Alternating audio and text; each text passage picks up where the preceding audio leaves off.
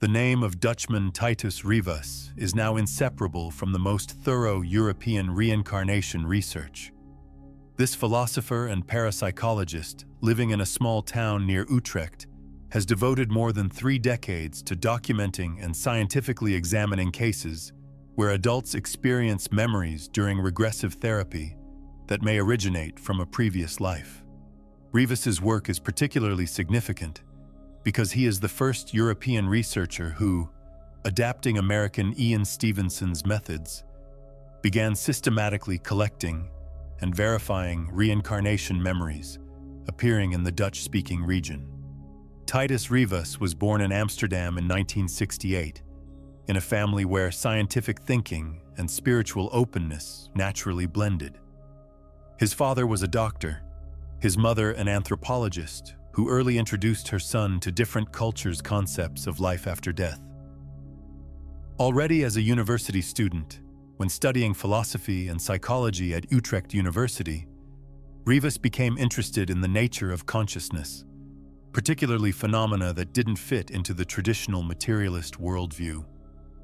The turning point in Rivas's life came in 1990, when he met Professor Jim Tucker at a university conference, who was then still working as Ian Stevenson's colleague at the University of Virginia.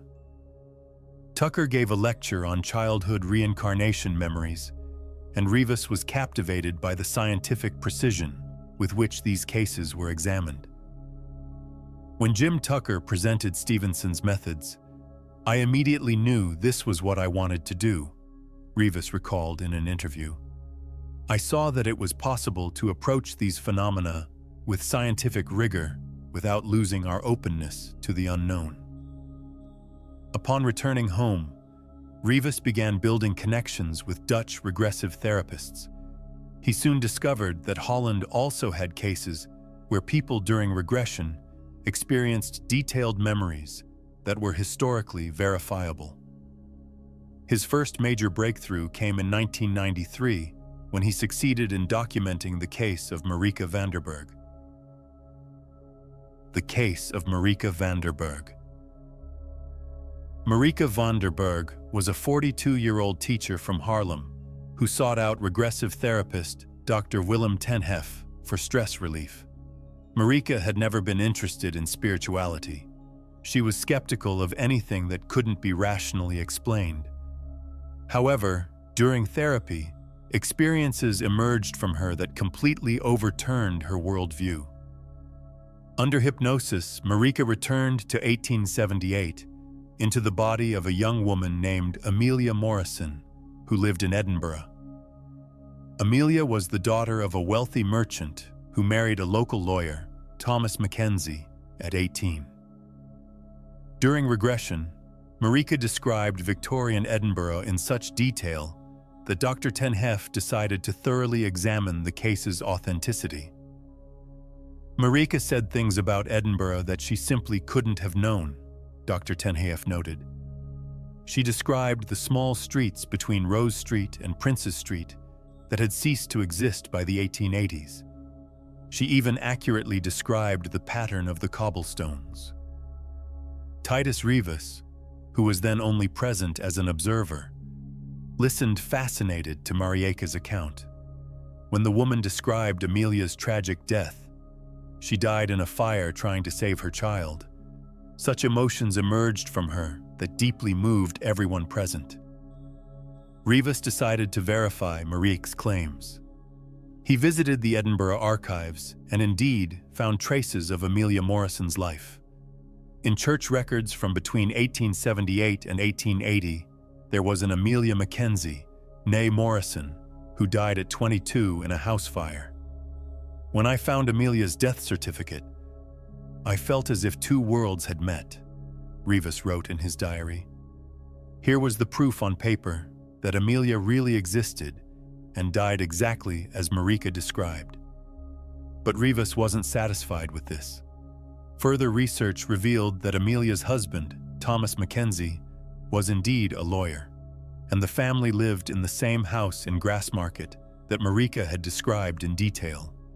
She even knew the house's interior layout accurately, including a hidden chamber whose existence was only discovered during restoration work in the 1970s. This case convinced Rivas to begin systematic research. In 1995, he founded the Dutch Reincarnation Research Society, whose goal was to document and examine regressive reincarnation memories, following a European model. The case of Peter Janssen. Rivas's second major case came in 1996 when Peter Janssen, a Rotterdam shipbuilder, sought out regressive therapist Dr. Saskia Vermeer. Peter struggled with chronic underwater nightmares, and during therapy it emerged that these dreams might be connected to traumas from a previous life. Under hypnosis, Peter returned to the 1650s, into the body of a sailor named Jan van der Meer, who served the Dutch East India Company. Jan departed from Amsterdam harbor on a commercial expedition, but the ship sank in a storm off the coast of Java. "The water was so cold," Peter said in Jan's voice during regression. "I saw my companions disappear one by one under the waves. I tried to grab a plank, but the water was stronger than me." Peter accurately described the ship's name, the Vroa Maria, the captain's name, Willem van Horn, and even the exact route the expedition followed. Rivas began thorough research in the Dutch East India Company archives. "When I found the Vroa Maria's logbook entries, I couldn't believe my eyes," Rivas wrote. Every detail Peter mentioned was correct. The ship indeed sank in 1638 near Java, and according to the crew roster, there really was a sailor named Jan van der Meer on board. But the most shocking discovery came when Rivas found Jan van der Meer's personal belongings in the company's warehouses. They kept the sailor's personal items in a waterproof chest, including a letter his wife had written to him. When Peter saw the letter, he immediately recognized the handwriting and could even read it, though he didn't speak Old Dutch at all. Characteristics of Dutch regression cases. Rivas's work soon revealed that Dutch regression cases had special characteristics. While Ian Stevenson mainly documented Asian and American cases where children spontaneously remembered previous lives, in Holland it was mainly adults who accessed these memories during regressive therapy. Dutch cases are special because here the adult consciousness has already developed its defense mechanisms, Rivas explained. Therefore, the memories that emerge during regression are often even more traumatic than what we see in children. The case of Anna Bakker.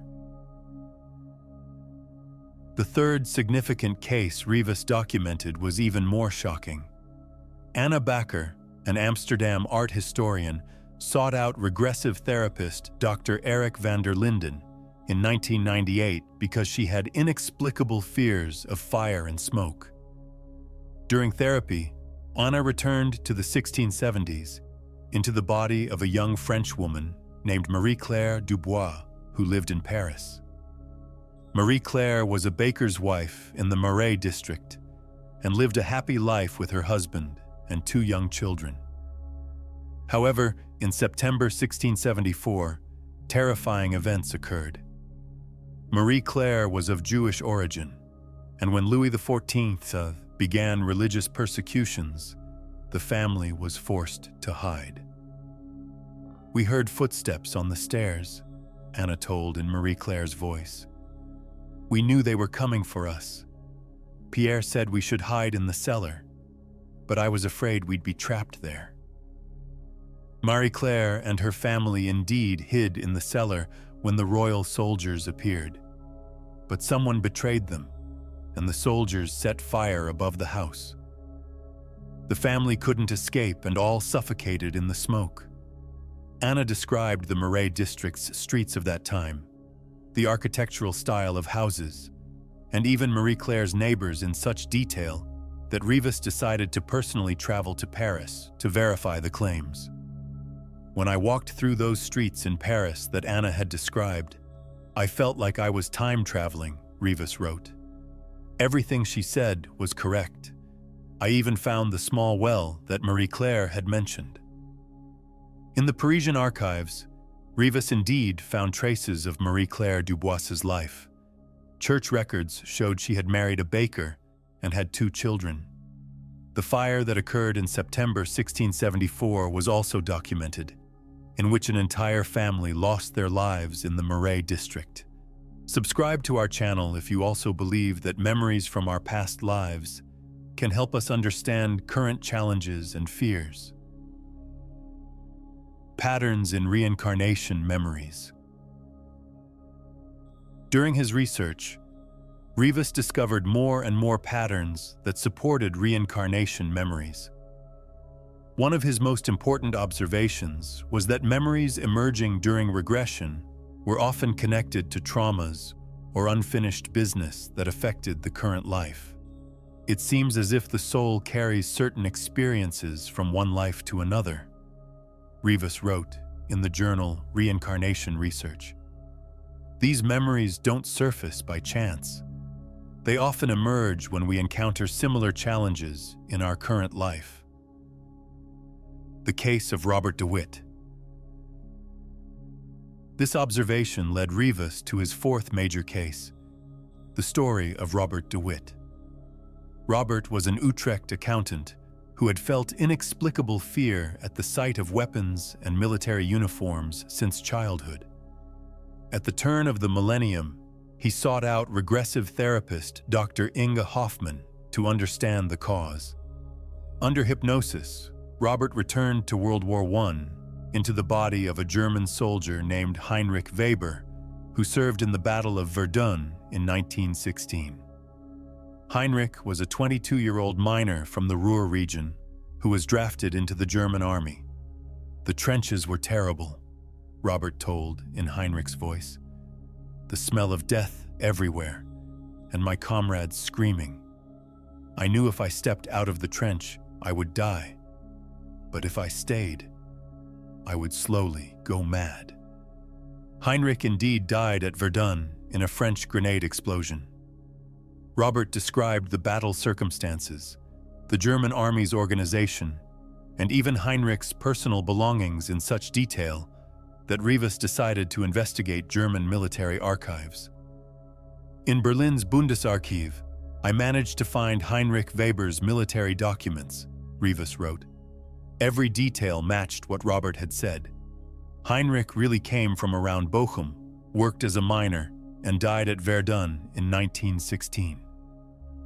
But the most shocking discovery came when Rivas contacted Heinrich's descendants.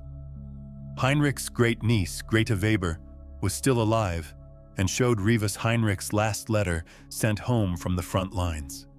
When Robert saw the letter, he burst into tears and could literally recite its contents, though he had never seen it before. This letter was what convinced me that these memories were real, Rivas said. Robert couldn't have known about Heinrich's private letter that was never published. The case of Ingrid Voss. The 5th major case Rivas documented was even more complex than the previous ones. Ingrid Voss, a Groningen psychologist, sought out regressive therapist Dr. Marcus de Jong in 2005 because she constantly hummed an unknown song whose origin she couldn't identify. During regression, it emerged that around 1850, Ingrid was a young German woman named Katharina Richter, who lived in Vienna and studied piano. Katharina was a talented musician who also wrote her own compositions but died young from pneumonia. Music was my life, Ingrid said in Katharina's voice. I practiced every day and dreamed of one day playing in the great concert halls. During regression, Ingrid played the melody she always hummed, and it turned out to be one of Katharina's compositions. Rivas decided to investigate Katharina's life in the Vienna Music Academy archives. When I found Katharina's sheet music in the Viennese archives and compared it to the melody Ingrid played, they matched perfectly, Rivas wrote. This was perhaps my most convincing evidence that these memories were not products of fantasy. Katharina's original manuscripts can still be found in the Vienna Music Academy archives today, and Ingrid, who otherwise couldn't play piano, was able to perform several of Katharina's compositions after the regression. Understanding current life patterns. During his work, Rivas documented more and more cases where memories emerging during regression not only were historically verifiable, but also provided useful information for understanding the client's current life. Reincarnation memories are not interesting in themselves, but because they can help us understand the patterns of our current life, Rivas explained. Any trauma, fear, or talent that originates from a previous life can also affect our current life. The case of Eric van der Berg. The sixth significant case Rivas examined supported this observation. Eric van der Berg, an Amsterdam doctor, possessed unusual abilities in surgical operations. His colleagues often wondered at how naturally he moved in the operating room, as if he had been doing this work for decades.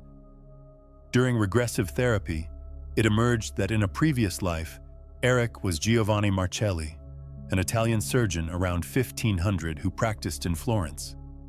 Giovanni was one of the most talented doctors of the Renaissance era who developed new surgical techniques. When Eric described Giovanni's surgical methods, he spoke of details that only Renaissance medical history knows, Rivas noted. He mentioned techniques that were only rediscovered in recent decades. The surgical instruments and methods Eric described indeed matched those contained in the Florentine Medical Museum's documents. He could even recognize Giovanni's handwriting when Rivas showed him the original medical notes. Collective trauma connections. During his research, Rivas also noticed that Dutch regression cases often connected to historical events that caused collective trauma. Many cases particularly revealed memories from World War II, the religious wars period, and times of great epidemics. It seems as if collective traumas leave deeper marks on the soul's memory, Rivas wrote. These events are so intense that they penetrate time and space. The case of Martha Klein. The seventh major case Rivas documented supported this assumption. Martha Klein, a Dordrecht teacher, had long struggled with inexplicable anxiety, especially when in crowded places. During regressive therapy, it emerged that in a previous life, Martha was a young Jewish woman named Sarah Goldstein, who lived in Amsterdam during World War II. Sarah and her family were deported to Westerbork on October 15, 1941. Then from there to Auschwitz. The train was so crowded that people could barely breathe. Sarah died during transport, before they even reached the camp. "I couldn't breathe," Martha told in Sarah's voice.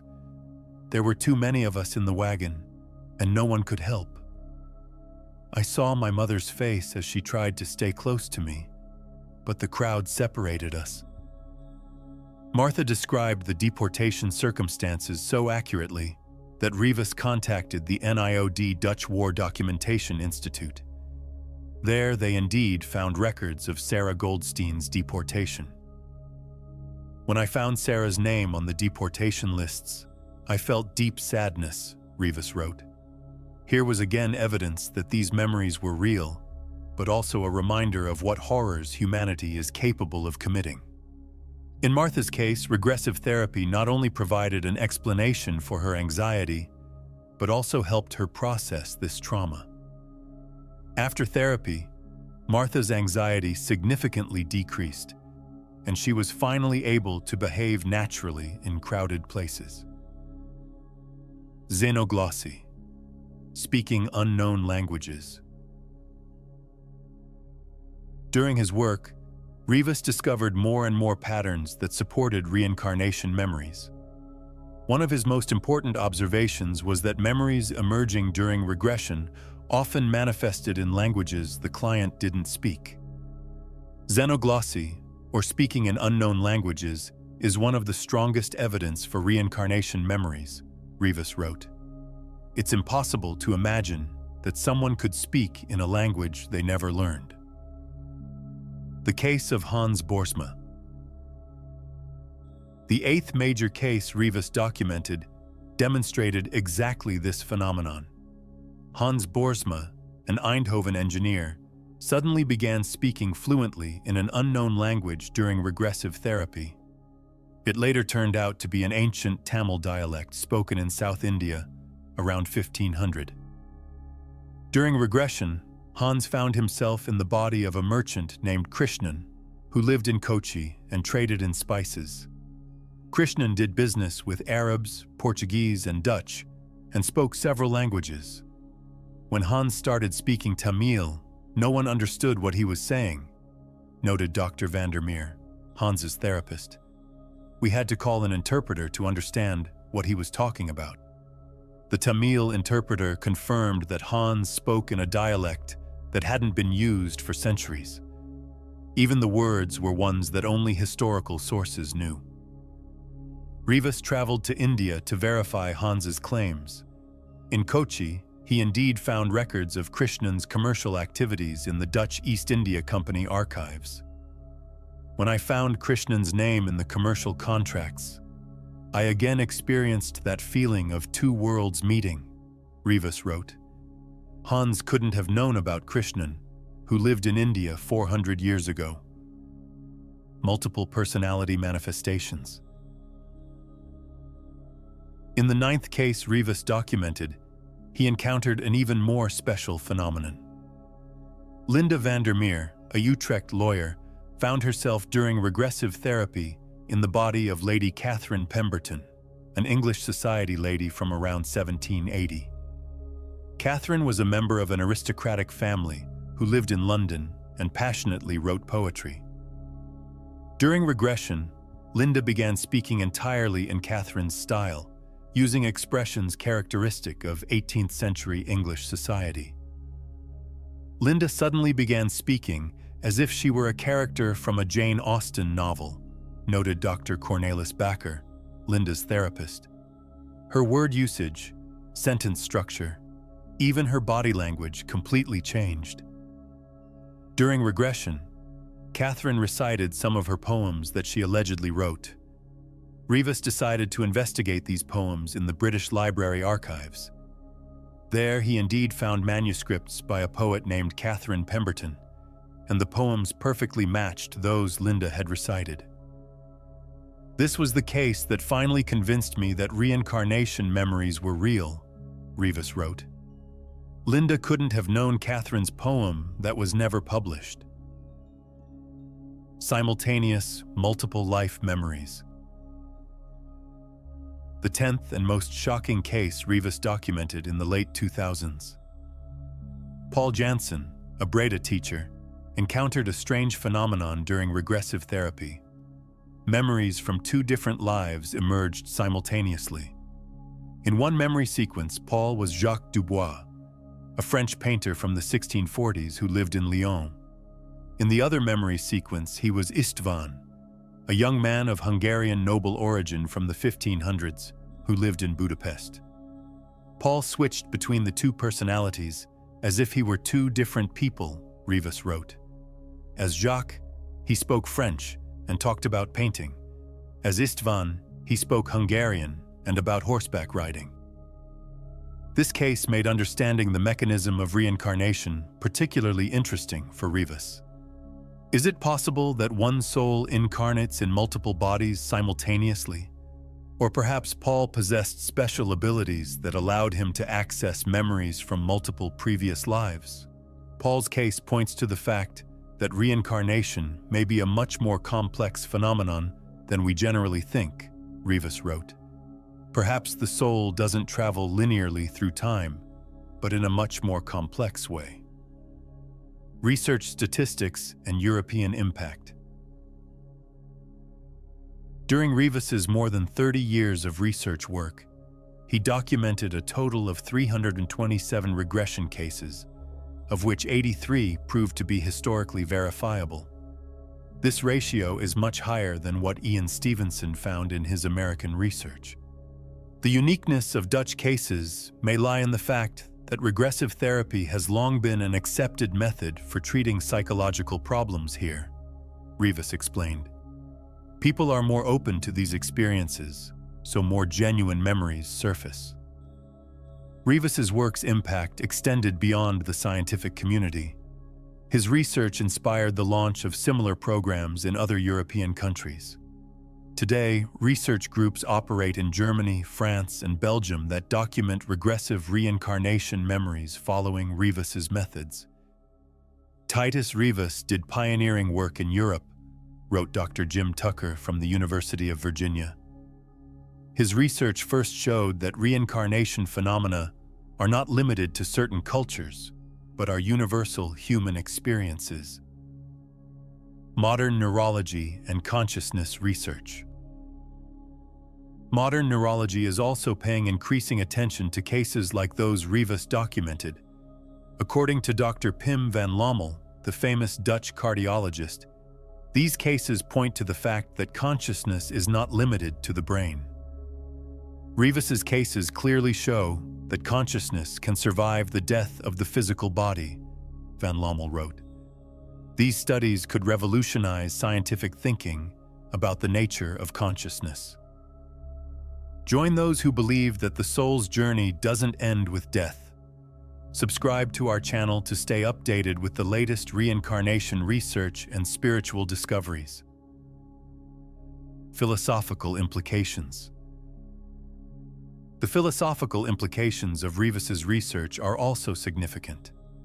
If reincarnation is reality, it fundamentally changes our thinking about death, life, and moral responsibility. If we accept that the soul lives multiple lives, then the actions of our current life affect not only here and now, but also the shaping of future lives, Rivas wrote.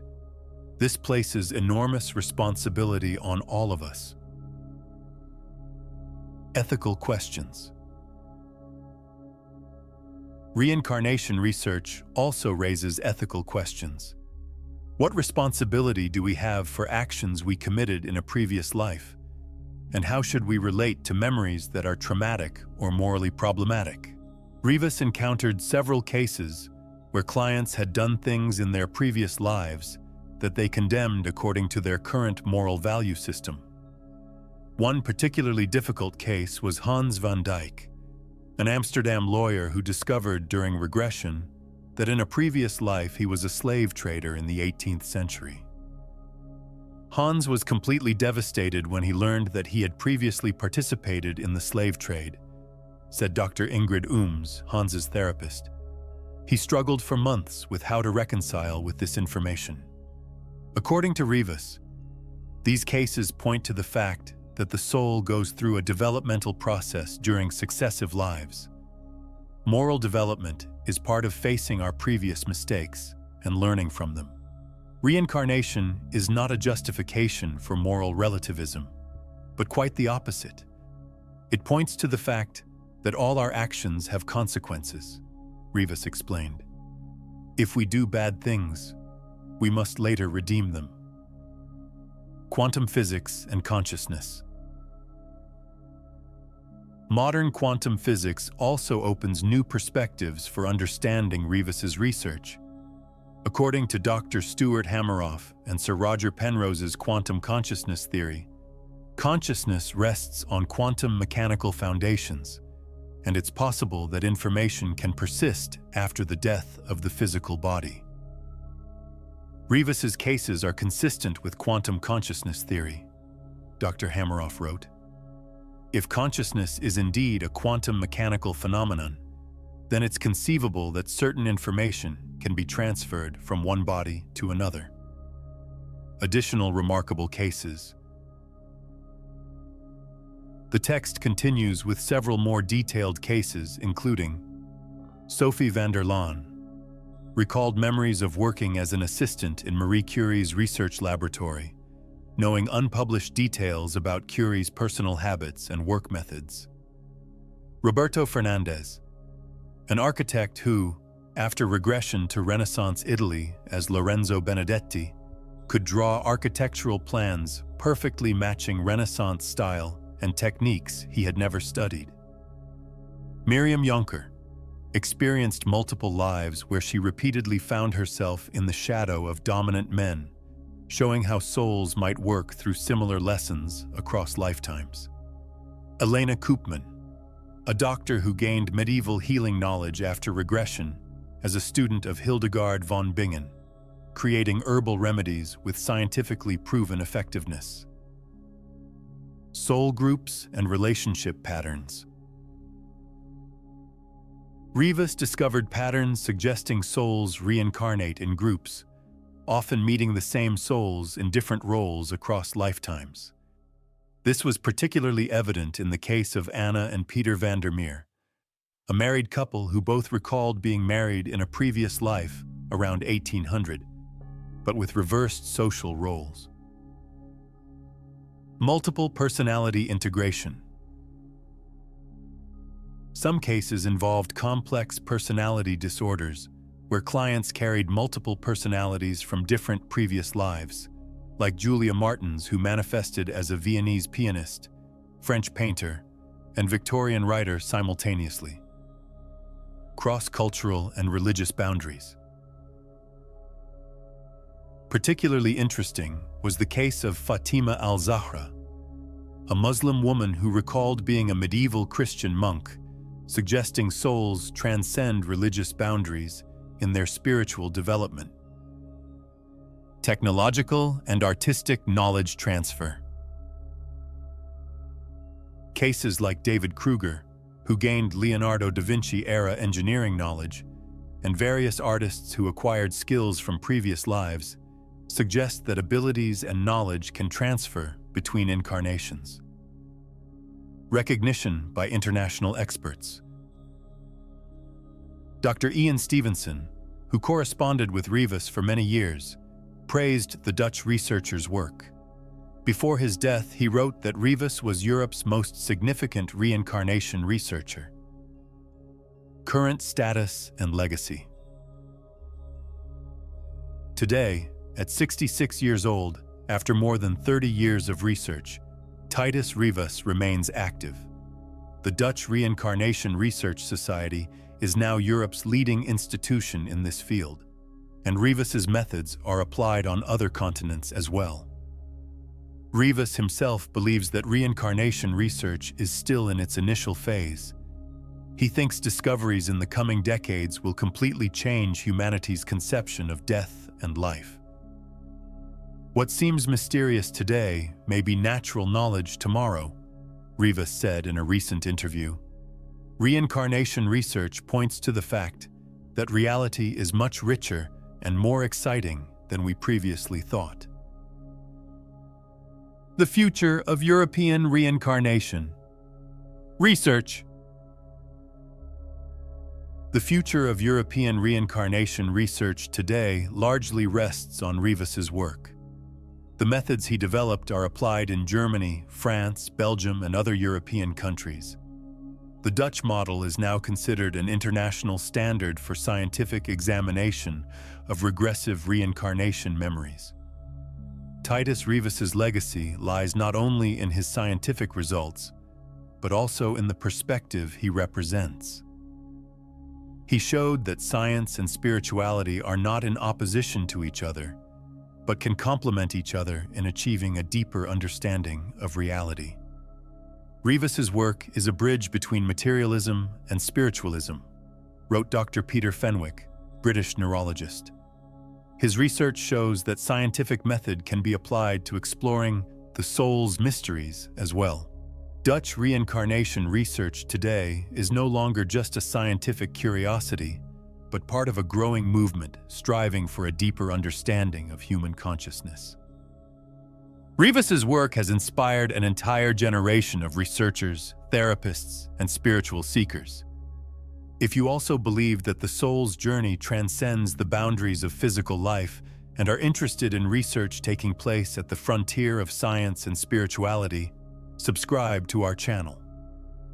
Don't miss the latest discoveries that can help you understand your own spiritual path and the deeper meaning of human existence.